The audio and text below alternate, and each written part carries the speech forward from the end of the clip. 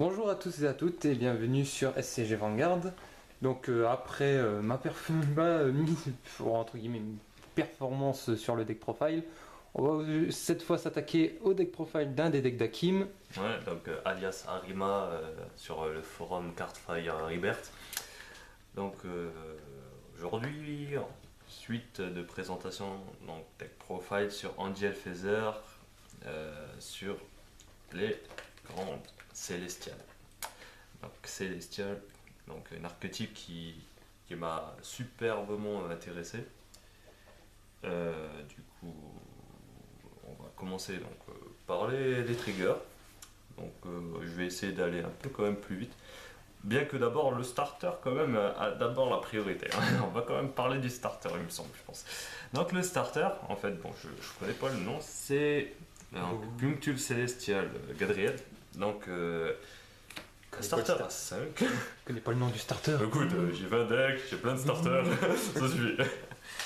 Et donc son effet, c'est que durant la raid phase, CB1, elle va en soul et vous mettez un dommage. Donc c'est un dommage pulseur en starter, c'est vraiment c'était très innovant. Elle est sortie en BT13, ouais, je dis pas de bêtises, c'était bien en BT13.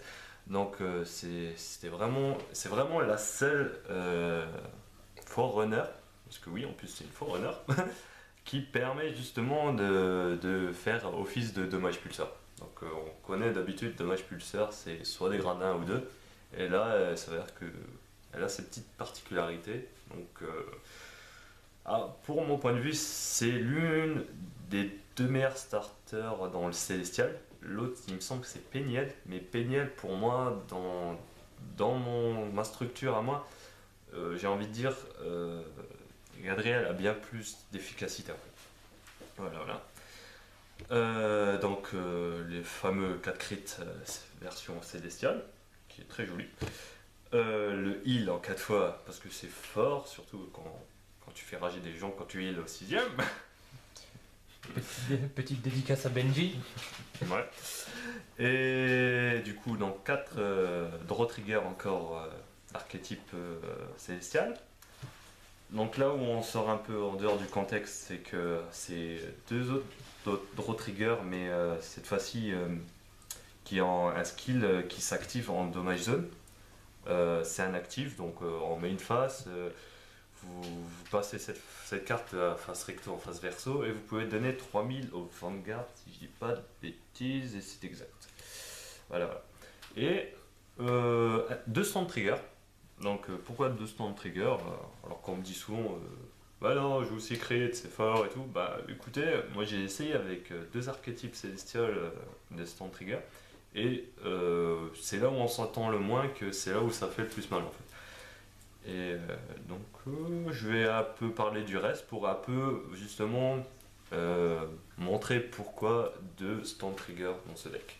Voilà. Donc on va faire un peu le tour des grades 0. Du coup, celle-là, je vais les mettre pas loin pour comme ça je mets en tête au public qui regarde que il y a des stands à l'intérieur. Donc voilà, on va parler donc des gradins. Donc en 4 fois donc, à la Baki, le tapeur à 10 G1 quand il y a un Celestial Vanguard. Donc, très fort en lit, un bon boost, que des points positifs. La fameuse Narelle qui est sortie en B13 et qui est franchement l'une des cartes que j'ai attendues pour le Célestial parce qu'elle est super, parce que de ça qu'elle est à 7 c'est déjà une très bonne chose, mais en plus de ça elle fait l'effet nociel, enfin ça dépend comment vous le dites vous, lorsqu'elle est call, donc vous substituez une carte qui est célestiale dans votre main, oui, il me semble, et par une autre carte de la dommage zone. Donc c'est vraiment une carte elle est archétype, 7K, et qui permet de faire un troc avec la dommage zone qui est superbement, puisque voilà, Célestial, enfin Angel Feather pour en gros, ceux qui connaissent pas, c'est lié à la dommage zone. Donc voilà. le fameux archétype Célestial Perfect Guard, donc 4 fois, donc voilà, pas de mystère. Et là où ça change un tout petit peu, bon, ça reste toujours des Célestials, c'est, comment elle s'appelle encore, Esdiel, ou enfin, lire de dos, c'est pas évident. Donc elle, elle a un lien avec Zerakiel. Donc si Zerakiel se trouve en Domain Zone, elle gagne durant votre tour plus 3000. Donc elle deviendra soit un attaquant à 9, soit un boost à 9 si Zerakiel est en Domain Zone. Donc un G1 qui peut être vraiment très fort finalement. Et en 2 fois, donc, parce que ça suffit amplement. Suffit parce que voilà, je vais un peu après vous montrer pourquoi, en seulement 2 fois, parce qu'en vrai, en temps réel, on devrait jouer ça en 4 fois parce que c'est très fort. Voilà, voilà. Donc j'ai fait le tour des gradins. Est-ce qu'à partir des cartes là, le stand peut devenir intéressant ou c'est vraiment plus tard où ça devient. J'ai envie de dire, le stand, c'est vrai qu'il est bien plus efficace par la suite, une fois arrivé grade 3. C'est vrai que jusque-là, ça devient simplement peut-être efficace quand tu as Arabaki, parce que voilà, ça devient un tapeur à 10 qui, quand une souris stand, reste embêtant si en face ça trique pas défensivement. Et donc, ouais, c'est vraiment plus pour cette carte là qui le stand trigger pourrait être utile. Ou encore peut-être si vous avez par chance une carte Zerakiel en Domain Zone. Du coup, elle tape à 9 plus les 5000 du stand, 14. C'est bien même quand les grades 2. Donc ils sont essentiellement des fois à 9. Voilà. Donc la présentation des grades 2. Donc Sariel en 3 fois. Donc en 3 fois parce que c'est une superbe carte qui permet de tuto des cartes depuis le deck pour les placer en randomize zone. Donc ça fait vraiment de la qualité. Et donc 3 fois parce que elle est à 8k.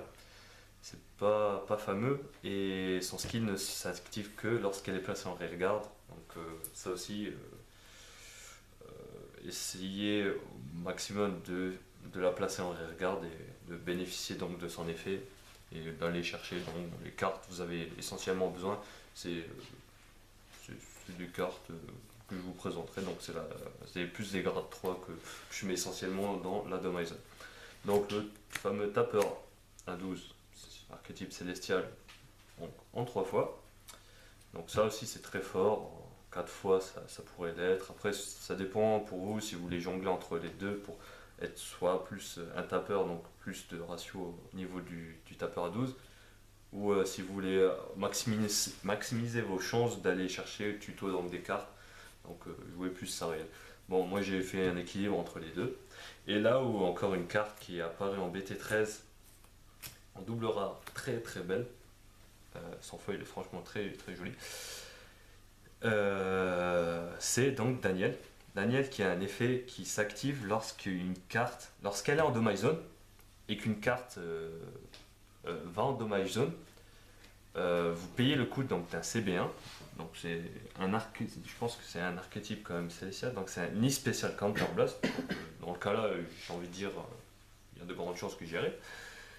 Et elle peut Superior Call sur le terrain en échange de mettre la première carte du dessus de votre deck en face recto en plus, hein, donc dessus de votre deck en Domain Zone. Donc c'est ce qui va, en plus de ça, augmenter vos chances de mettre certaines cartes justement en Domain Zone, économiser votre main. Et donc franchement Daniel à 9, en Vanguard à 9 c'est bien, en Rearguard en venant depuis la Domain Zone c'est super. Voilà, donc c'est une carte qui a un coût très faible et elle est très intéressante. Voilà, donc c'est pour ça que je l'ai placée en 4 fois et elle est magique. Voilà. Donc j'ai fait le tour pour les cartes 2. Donc tour pareil, hein, donc les stand trigger avec l'archétype Bédiveret, donc tapeur 12, ça fait très mal. Ensuite, là où c'est toujours plus intéressant, c'est quand on s'attaque au grade 3. Donc, je vais vous présenter. Donc, moi je joue Morikawa Power, les grades 3 c'est les meilleurs. dédicace à Morikawa. Donc, 3 Zerakiel. Donc 3 parce qu'il en a une qu'il faut forcément avoir en dommage zone pour bénéficier déjà de son limit break. Et donc une deuxième pour au moins rider. Et une autre essentiellement voilà, pour dépanner si je dois call ou... Si jamais il s'avère que t'es les deux dans la dommage. Bah s'il s'avère que j'en ai deux dans la dommage, bah c'est là où c'est intéressant, c'est qu'une arène rentre en action, si une arène est présente, donc c'est celle qui permet de tuto, en fait de faire plutôt un trade, quoi, un échange avec la dommage zone. Donc si j'en ai deux en dommage, bah, je joue une arène, je vais aller en choisir une, remplacer par une autre carte en main, et ça me permettra au prochain tour, si j'ai pas Miss Rail ou autre, de pouvoir la rider et donc bénéficier du limit break. Voilà, donc en plus de ça, en DFazer, on peut misride, mais avec le support, le temps de misride il peut être vraiment amoindri, donc on pourrait vraiment gagner des tours. Mais bon, après, c'est en contrepartie le fait d'essayer de ne pas misride avec certains effets, on perd donc des effets. Donc après offensivement on va être retardé, enfin bref, du coup le misride il fait toujours mal, mais il est en disant contrable dans ce genre de cas. C'est par exemple, ah tu m'as mis un grade de 3 en dommage, j'ai pas de grade 3 en main, ah bah, c'est pas grave, je ride G2, je call Narel admettons, et hop je switch, et du coup je me retrouve avec un grade 3, et donc finalement, les cartes qui partent en dommage zone, c'est pas une perte en fait. C'est justement, c'est votre deuxième main, c'est comme ça que c'est reconnu la dommage zone dans GFSA. Voilà, donc 3 Zerakiel, parce que voilà, sans limit break, donc c'est vrai que je passe à côté quand même de ça. Elle gagne, donc elle permet, si une copie Zerakiel est en dommage zone, de donner 3000, de bénéficier de 3000 et de donner 3000 à tous les célestials présents sur le terrain. Donc vous savez que ça peut vite monter à des colonnes qui vont au-delà de 20. Donc c'est vraiment très fort. Et ça, c'est très bon offensivement. Donc bon, ça, c'est pour ça que c'est combo avec le J1. Et donc en plus avec le J1, ça devient un tapeur à 12 ou un boost à 12. Donc, voilà. J'ai fait le tour un peu de Zerakiel, bien qu'elle ait encore son deuxième skill, c'est un spécial Counter Blast. Donc des fois, comme dans Célestial, l'utilisation des triggers, elle se fait, mais comme vous switchez souvent avec la dommage zone, vous passez des cartes qui étaient face verso en face recto, du coup vous unflip des cartes. Donc ça vous permet justement de bénéficier ensuite du deuxième skill qui est un actif, donc un spécial Counter Blast et elle gagne plus 5000. Voilà, donc ça c'est dans le cas où vous n'avez pas une copie de Zerakiel en dommage, que vous pouvez quand même passer un palier grâce à son skill. Voilà. Donc moi je joue donc 4 break ride, donc à miel. Donc c'est là où c'est intéressant parce que avec le starter, le break ride il est faisable. Donc essentiellement les gens ils essayent de faire en sorte de ne pas vous donner le break ride des fois. Et avec cette carte, à moins que vous jouez comme du field control qui vous la vire, etc. Dans tous les cas, vous avez de grandes chances quand même de break rate. Donc en 4 fois pour essayer de maximiser les chances de la toucher en première. Et ensuite, le break rate, donc c'est plus 10 000 au Vanguard. Et vous pouvez switch une carte entre votre main et la dommage zone. Non, vous pouvez prendre une carte dans la dommage zone, excusez-moi, et vous mettez la première carte du dessus du deck face recto en dommage zone. Voilà, c'est ça. Donc du coup, ça vous fait du plus. Enfin, essentiellement plus 0, parce que comme vous avez raidé. Mais voilà, c'est un gain de power, un switch, et voilà. Donc je trouve que c'est un limit break qui s'accorde très très bien avec le deck. Et le starter qui vient justement lancer la machine si en face ça refuse de vous donner vos 4 dommages. Voilà. Et là où la petite carte qui se rajoute, donc c'est ça, voilà, de Ramiel Reverse. Alors, Ramiel Reverse. Donc je la mets déjà essentiellement pour son cross-raid. Donc 2 fois pour, comme je vous ai dit, essayer d'avoir avant tout quand même la réamiel en première.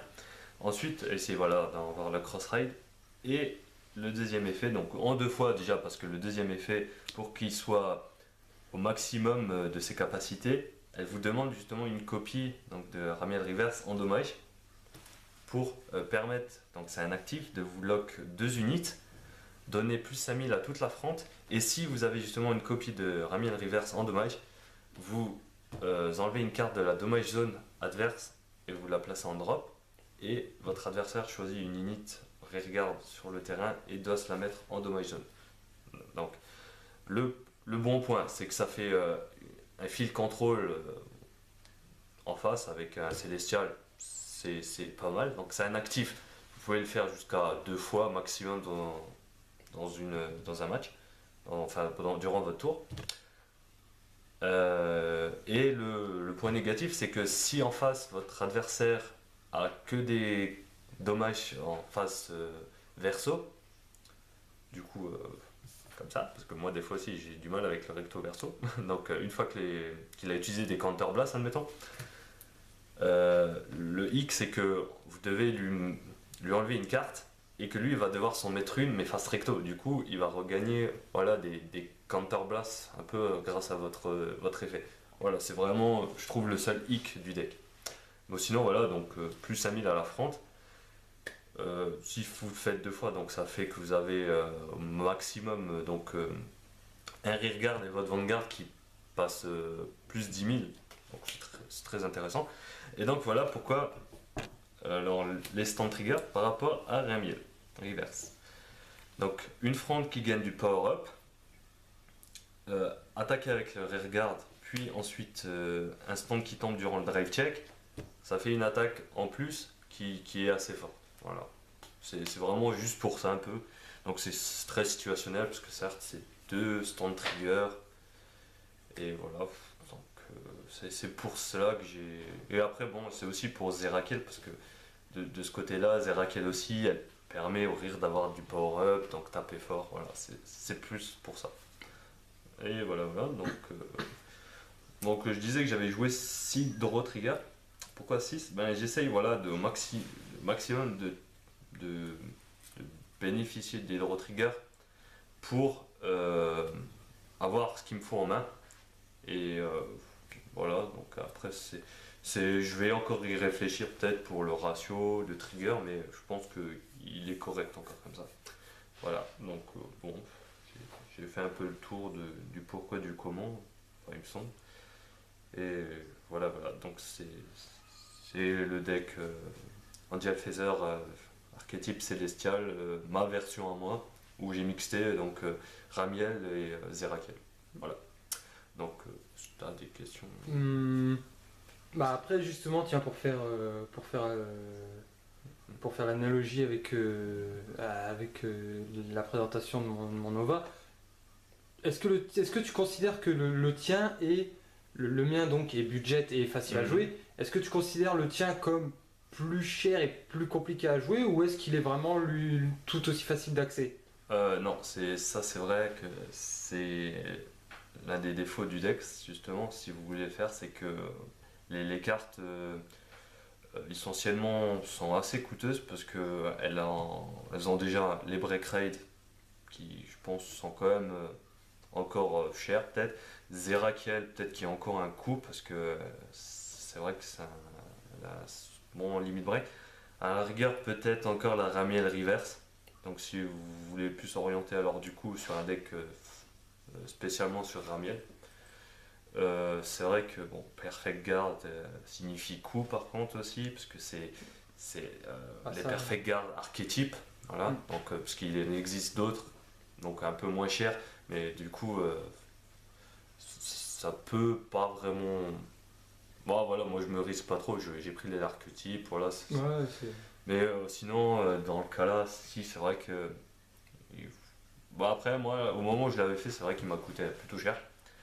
Et maintenant, actuellement, je pense qu'on peut, si vous cherchez bien, un peu trouver des affaires entre certaines cartes et peut-être vous en sortir. Bon après voilà, c'est pas vraiment le deck budget que je conseille en temps réel. Surtout que dans Gel Feather, il y a aussi d'autres, entre autres Shamsiel, Métatron, qui sont super budgets et qui peuvent faire quelque chose d'énorme. Donc j'ai envie de dire, voilà, si c'est en Gel Feather et au niveau du budget, vous voulez faire des économies, orientez-vous plus vers ça. Et après, tout ce qui est archétype, Célestial, c'est vrai que c'est un peu coûteux. Mais ouais, après, donc, et au niveau de l'accessibilité, est-ce que par contre c'est quand même pour par exemple un débutant, est-ce que c'est aussi accessible ou où il faut quand même un minimum de préparation pour savoir jouer le deck? Disons, c'est vrai qu'il faut au moins un peu de préparation parce que c'est vrai qu'il y a beaucoup de stratégies entre la Domain Zone et la main. Du coup, c'est vrai qu'il n'y a pas vraiment cette facilité dans le switch entre les deux. J'ai mis quand même un bout de temps avant d'être à l'aise, voilà, disons. C'est vrai, et c'est un clan, il est très tactique, donc c'est là où ça m'a un peu intéressé. Et aussi, donc, c'est un des seuls decks qui vous permet justement d'accéder à la dommage zone, qui je trouve très intéressant. Donc, voilà, c'est avec, j'ai envie de dire, le fait de jouer plusieurs fois le clan à la longue, on peut prendre la main et je pense que tout le monde peut y arriver. Et au niveau compétitivité, tu le classerais plutôt comment? C'est une bonne compétitivité ou... Il tourne très bien, essentiellement. C'est vrai que compétitivité, il tient vraiment bien les decks, certes. Bon, il a ses faiblesses également, mais c'est jouable. Vu comme je l'ai présenté, il est très jouable au niveau de la compétition. Avant la sortie BT14, voire peut-être même BT13, déjà Zerakel était souvent très dans la compétition. Voilà. Donc c'est vrai que on voyait souvent en Jet Feather, Célestial, Zerakel. C'est ce qu'on voyait essentiellement avant. Et donc là, beaucoup moins avec tout ce qui est sorti.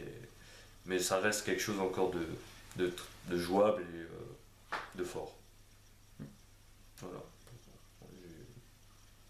Pas d'autres idées. Moi j'ai pas trop d'autres questions à côté. Ok, bon. Si ceux qui regardent la vidéo ont des questions ou autres, n'hésitez pas si vous êtes membre des forums Cardfight Rebirth, de venir me poser des questions via le deck. Et on essaiera de voir si vous êtes intéressé par la composition, pour des idées de construction de deck, voilà. Bon. Et si vous avez d'autres questions, n'hésitez pas. Voilà. Je pense que j'ai fait le tour. Merci à vous d'avoir regardé cette vidéo jusqu'au bout. Et on vous donne rendez-vous sur une autre vidéo et peut-être d'autres sur mon deck profile si je vois que ça intéresse du monde.